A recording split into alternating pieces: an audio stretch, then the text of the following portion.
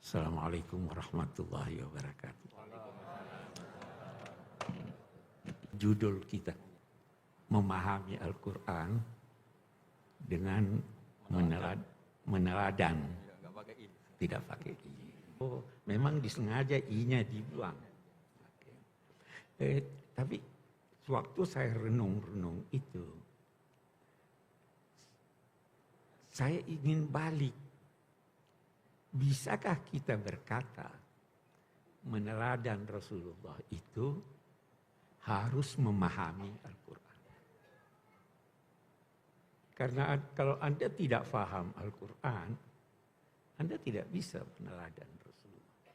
Kenapa?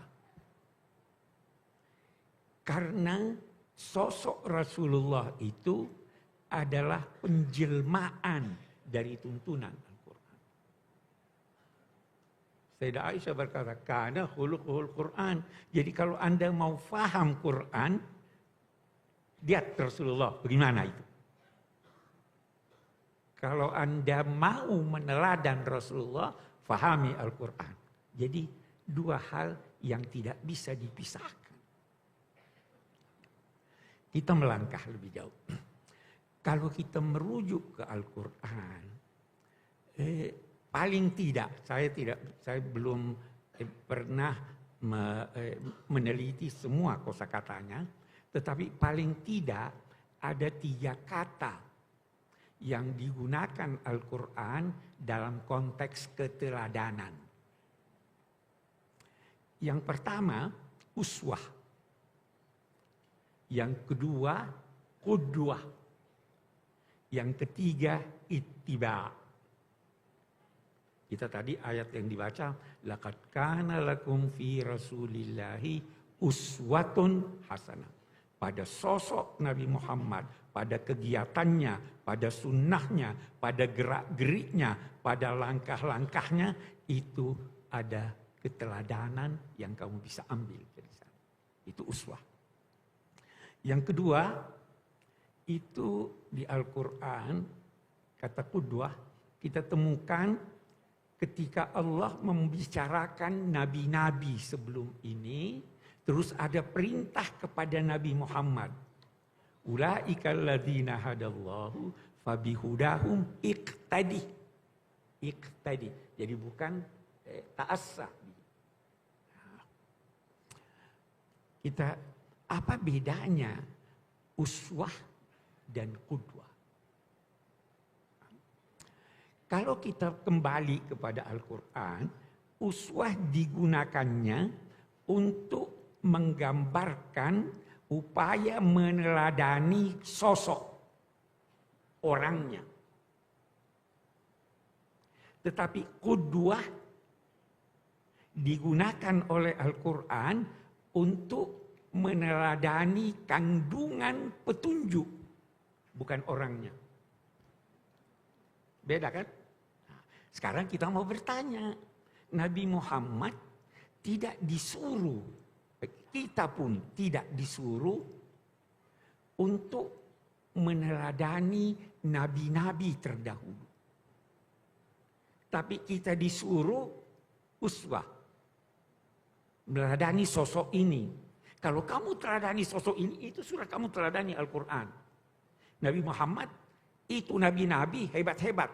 Tapi ada dia punya kegiatan, ada dia punya sikap yang jangan teladani itu. Karena dia pakai qudwah. Nah, kita ambil contoh. Itu Nabi Ibrahim dinamai juga uswah. Tetapi laqad kana lakum fi Ibrahim uswatun hasanah walladzina amanu ma'ahu uswatun hasanah. Baru dia lanjutkan illa qaula Ibrahim. Kamu boleh contohi dia kecuali satu. Sudah dikecualikan. Kecuali apa? Dia setelah mengetahui bahwa ayahnya tidak mungkin akan beriman, dia masih mau doakan. Jangan tiru itu. Jadi tidak mutlak loh. Kita lihat Nabi Musa, hebat Nabi Musa. Tapi ada yang tidak bisa diteladani dia. Mau lihat contohnya, waktu dia kembali dari pertemuan dalam 2 tanda petik dengan Tuhan. Dia dapati kaumnya menyembah ejil, anak sapi. Dia marah, dia lempar itu al-alwah, dia tarik rambutnya saudaranya. Itu perlu diteladani atau tidak? Tidak. Dia katakan khutbah. Nabi Yunus. Nah, kita lihat sekarang. Kita disuruh tidak usah banyak masalah. Semua yang ada dipraktekkan oleh Nabi Muhammad, silahkan contoh. Itu sebelum kita jauh, kita pahami ini. Yang ketiga, ittabi'u. Apa itu? Ayatnya tunggu dulu. Fa'aminu bihi wattabi'uhu. Percaya pada, telah datang kepadamu seorang nabi yang ummi dan seterusnya, baru percayalah kepadanya dan ikuti dia. Hanya saja kita lihat ittabi'u itu beda dengan tabi'ah, itu beda dengan ittaba'ah. Kalau tabi'ah mengikuti, Anda bisa berkata, bayangan saya mengikuti saya. Tapi kalau ittaba'ah, itu bersungguh-sungguh kamu mengikuti. Nah, kenapa bersungguh-sungguh ya Allah? Bersungguh-sungguh mengikuti. Sebelum bersungguh-sungguh mengikuti, kamu harus bersungguh-sungguh memahami apa yang dikerjakan oleh Nabi Muhammad, baru kamu ikuti. Jangan sampai itu kekhususan buat dia. Ada satu orang, satu orang berkata, saya mau ikuti Nabi Muhammad. Bagaimana? Dia kawin banyak, saya mau kawin juga. Boleh enggak? Ibu-ibu boleh enggak? Syekh Ali Jum'ah, itu mufti Mesir, sekarang sudah pensiun. Dia katakan orang yang berkata begitu sombong dan bodoh. Dia sombong, dia mempersamakan dirinya dengan Rasulullah. Dan bodoh, dia tidak tahu mengapa Rasulullah kawin banyak. Jadi ittabi'u, pelajari bahwa ini demikian, tahu apa sebabnya begitu, baru ikuti. Karena ternyata sebelum lanjut lagi, kita mau berhenti sejenak di sini. Kenapa Allah memerintahkan kita mengikuti sosok itu walaupun Anda tidak paham Quran? Ya kan? Karena sama dengan Quran. Saya mau cerita.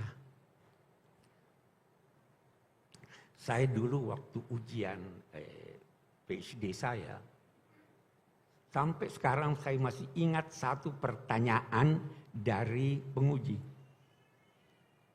Dia tanya begini,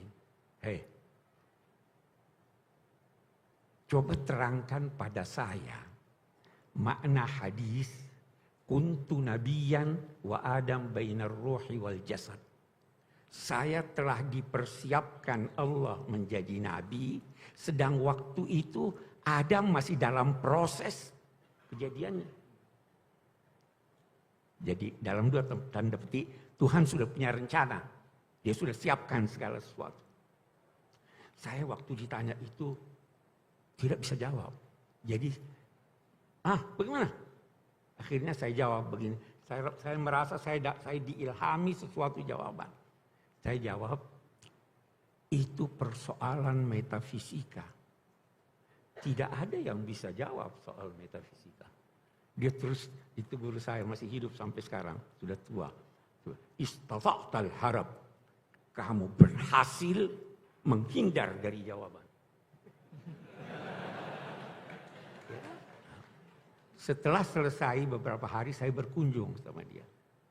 Saya bilang, saya mau tahu apa jawabannya itu. Dia cerita panjang lebar. Dia cerita bahwa memang Nabi Muhammad sudah dipersiapkan oleh Allah sejak awal. Ini kesayangan saya, ini saya akan didik sendiri, Ini saya akan pilihkan yang terbaik buat dia. Baru dia cerita, bagaimana itu? Kenapa ayahnya meninggal sebelum dia lahir? Kenapa begitu lahir lantas ibunya antar dia ke ini?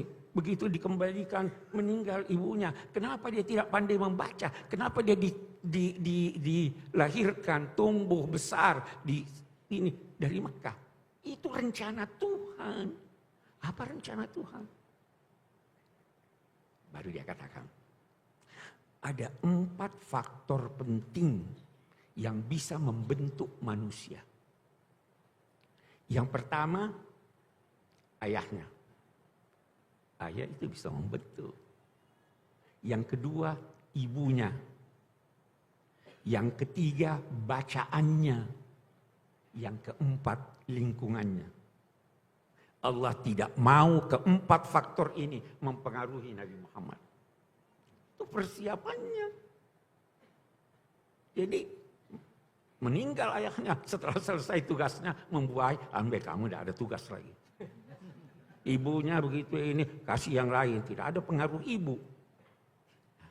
Itu. Jadi dia ingin mendidik. Itu sebabnya Nabi bersabda, adabani Rabbi fa ahsana ta'dib. Tuhan yang mendidik saya. Lulus ujian, oh ini sudah lulus nih. Teladani aja dia.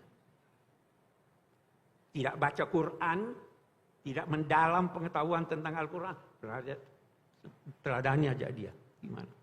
Nah, jadi beda dengan nabi-nabi yang lain. Pendidikan Tuhan terhadap Nabi Muhammad itu jelas sekali kalau Anda baca Quran. Ditegur walau sudah baik. Karena dia harus memberikan yang terbaik. Baca itu. Sedang duduk bertemu dengan tokoh-tokoh kaum musyrik Mekah, datang Abdullah bin Maktum, teriak, Nabi Muhammad, hei jangan, tidak begitu. Hanya mukanya masam, manusiawi. Tapi ditegur, abasa wa tawalla ja'ahul a'ma. Datang orang-orang munafik, minta izin, wahai Nabi, saya tidak bisa ikut perang.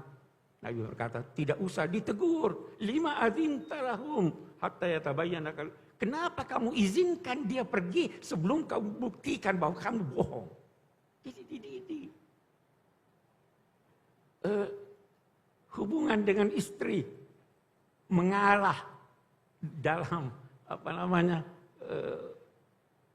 apa sih istilahnya itu Pak? Jadi Nabi ini pergi ke rumah salah seorang istrinya, agak lama di sana, dikasih madu. Pulangnya pergi ke rumah Aisyah atau ke Hafsah, terus kau punya mulut agak kurang enak nih, kamu makan apa? Saya tidak makan apa-apa, saya cuma makan madu. Oh itu madu jelek itu. Terus dia, oke deh, saya tidak akan makan lagi di sana, tapi jangan bilang-bilang sama orang. Ditegur oleh Tuhan. Itu pengajaran. Jadi dibentuk. Teladani. Oke. Itu sebabnya laqad kana lakum fi Rasulillahi uswatun hasanah. Oke. Kita sekarang yang diteladani itu Rasulnya atau orangnya. Kalau kita baca ayat ini, laqad kana lakum fi Rasulillahi uswatun hasanah, dalam sosoknya sebagai Rasul, ya kan? Tetapi ada ulama berkata begitu ini. Kan di Al-Quran juga ada dikatakan atau Allah memerintahkan kul innama ana basyarun mitlukum. Saya ini manusia seperti kamu. Dijawab oleh yang lain. Jadi dia bilang semuanya. Apapun. Wah, beda pendapat ulama. Sahabat juga nanti kita lihat ada lagi yang berkata, bukankah Al-Quran menyatakan wa ma Muhammadun illa rasul. Saya bisa berkata mencela orang, siapa sih? Itu kan dia cuma pegawai rendah. Dia di samping pegawai rendah ada tugasnya yang lain. Bisa juga saya puji, oh dia itu tidak lain kecuali penyair untuk menunjukkan hebatnya dia. Walaupun sebenarnya itu istilahnya dalam ilmu bahasa qasr idhafi. Yang penting, beda pendapat ulama yang kita teladani itu dalam konteks kerasulannya, ataukah dia sebagai manusia? Ada sahabat Nabi, pokoknya apa yang dilakukan Nabi Muhammad, kalau dia bisa lakukan dia. Nabi Muhammad pakai baju apa? Oh baju warna kuning, pakai warna kuning. Pakai sendal apa? Dia ikut itu Abdullah bin Umar begitu. Oh dia ke masjid lewat jalan itu. Dia sebenarnya rumahnya bisa langsung ke masjid sana. Tapi karena Nabi Muhammad lewat sana. Ini. Ada yang katakan kita harus lihat ini Nabi Muhammad. Ada dalam kedudukan sebagai Rasul. Ada dalam kedudukan sebagai manusia seperti kita.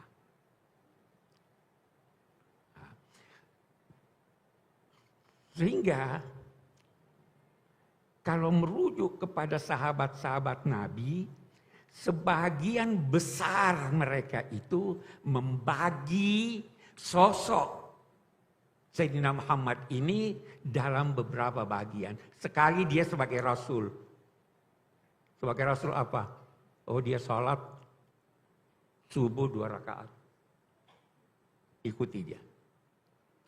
Kalau dia ke masjid di waktu subuh, sambil nunggu jemaah baring-baring di masjid, itu bagaimana?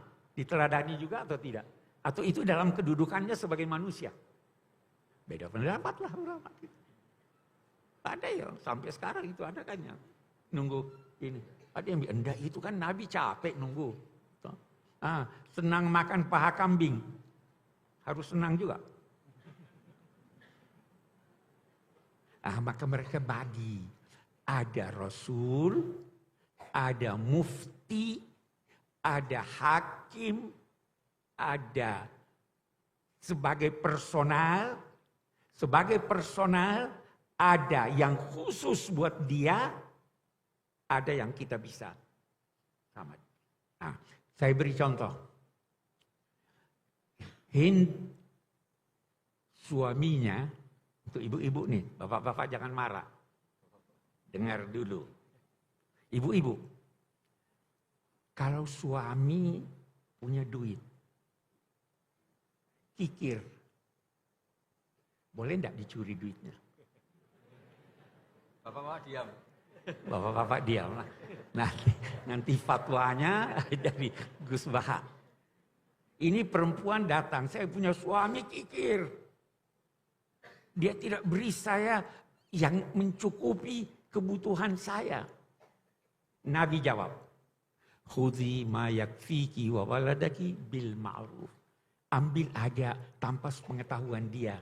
Untuk keperluanmu, tertawa semua. Tapi tunggu dulu Bu. Tunggu dulu. Ini dalam kedudukan beliau sebagai mufti, atau dalam kedudukan beliau sebagai hakim yang memutus perkara. Kalau sebagai mufti, ibu boleh ambil. Tapi kalau sebagai hakim yang memutus perkara, ini hanya khusus untuk kasus ini. Karena itu, kalau fatwa Nabi pasti benar. Tapi kalau ketetapan hukumnya benar secara formal, tapi belum tentu benar secara substansial. Ini sudah dibagi-bagi oleh ulama. Dari dulu, kata ulama-ulama kita, itu sahabat-sahabat Nabi sudah bedakan Nabi. Sering mereka bertanya, ini perintah Tuhan atau pendapatmu? Kalau perintah Tuhan, kami ana wa ta'ana. Tapi kalau pendapatmu, tunggu dulu. Ada seorang perempuan namanya Burairah. Dia sudah punya hak untuk berpisah dengan suaminya. Mughith. Dia merdeka, suaminya masih budak. Jadi dia mau tinggalkan. Suaminya Mughith ini datang pada Nabi. Wahai Nabi, tolong bujuk istri saya biar kita bisa hidup lagi bersama. Nabi, dia lihat ini si suami jalan di belakang istrinya menangis. Rasul bilang sama Abbas, coba lihat itu cinta luar biasa. Nabi pergi kepada Burairah, Burairah, kembalilah hidup rukun lagi. Burairah bertanya, ini perintah atau saran? Kata Nabi, ya saya cuma saran. Kalau saran, saya tidak mau. Itu karena mama. Ya, jadi ini yang saya katakan, kita harus pandai-pandai. Jangan semua yang dilakukan Nabi, kita ini. Ada yang dilakukan berdasar adat istiadat masyarakatnya. Saya pernah ditanya, Pak Kuras kok enggak pernah saya lihat pakai kopiah putih. Saya bilang menurut saya ini lebih bagus dari kopiah putih. Kenapa? Ini adat kebiasaan bangsa saya. Allah memerintahkan kita melakukan ma'ruf. Jadi meneladani Nabi dalam pakaiannya bagaimana? Saya katakan kalau Anda meneladani Nabi pada pakaiannya karena cinta pada Nabi, Anda dapat pahala bukan karena pakai, tapi karena cinta Anda. Karena Nabi juga tidak selalu pakai pakaian orang Saudi.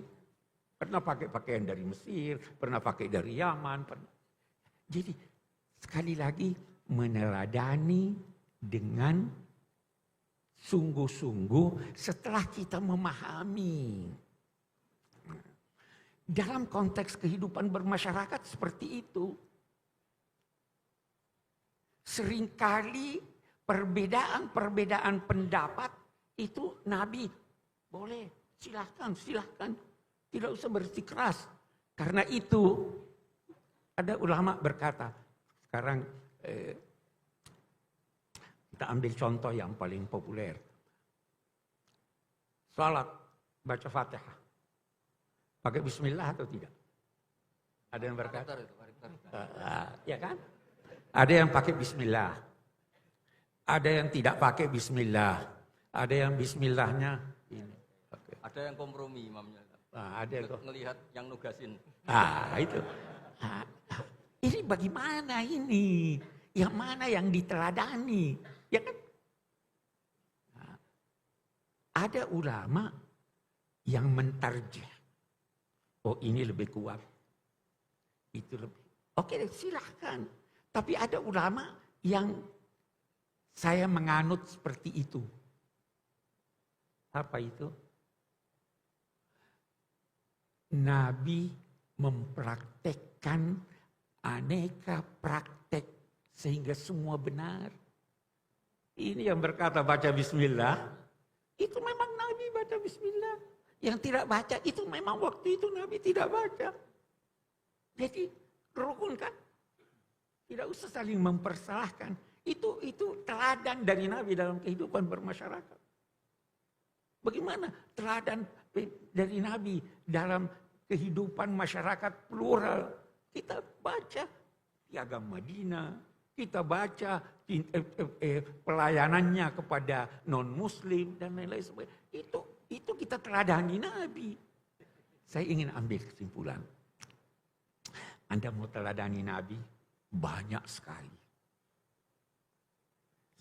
Saya hanya 4. Upayakan meneladani Nabi dalam 4 hal itu. Apa itu 4 hal? Sifat-sifat mutlak yang ada pada Nabi. Apa itu? Sidq. Bersungguh-sungguhlah dalam segala kegiatan Anda. Benarlah dalam segala kegiatan Anda. Satu.